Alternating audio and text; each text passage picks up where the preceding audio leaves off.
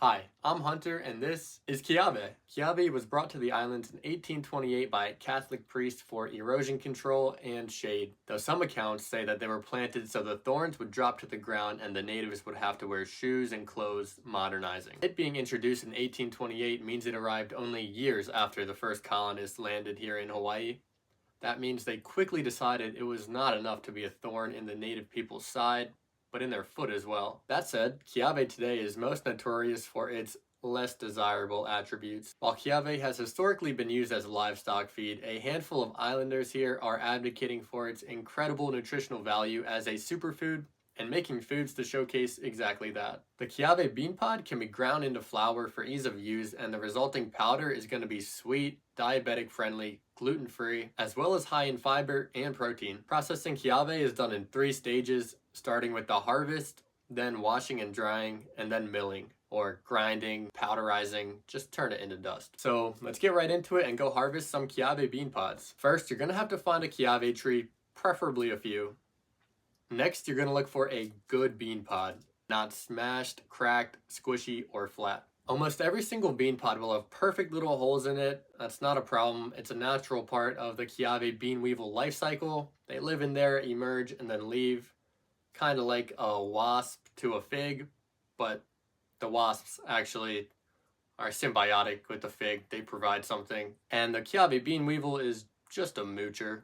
Fun fact, after leaving the bean pod, the Kiawe bean weevil will never eat again in its life.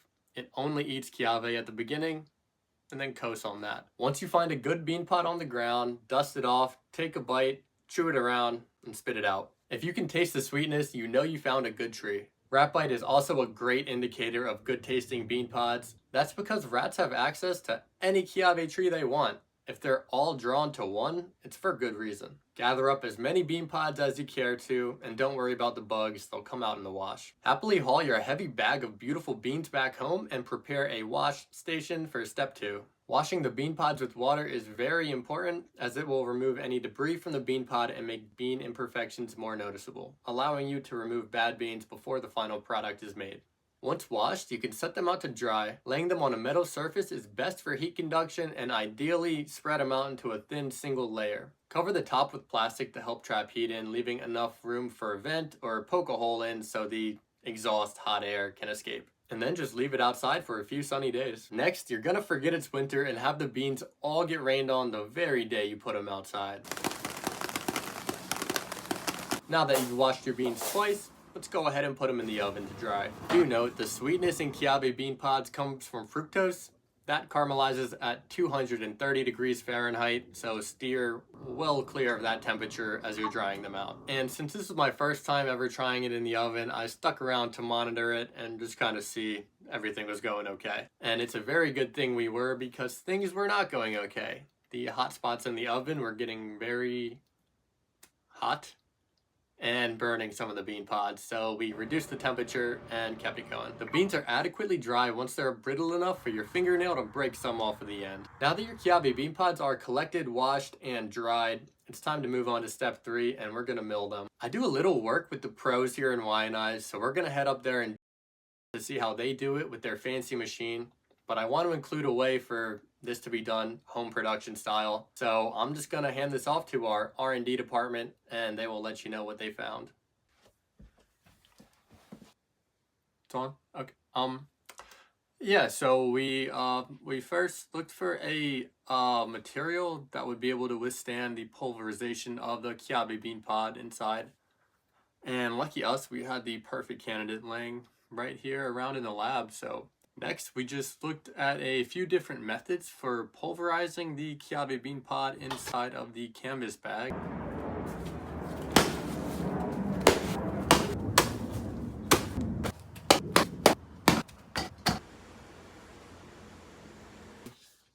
And yeah, after you've hit it a little bit, you can go ahead and then, yeah, once you've hit it until it's dark out, you're gonna take it inside and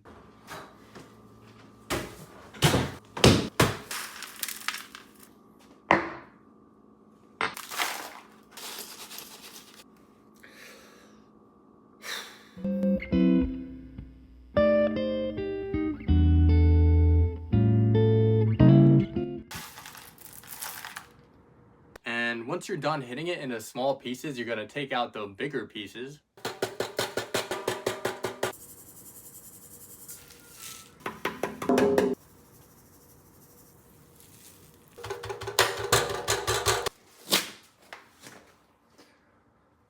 Yeah, good to go. Yeah. Yes.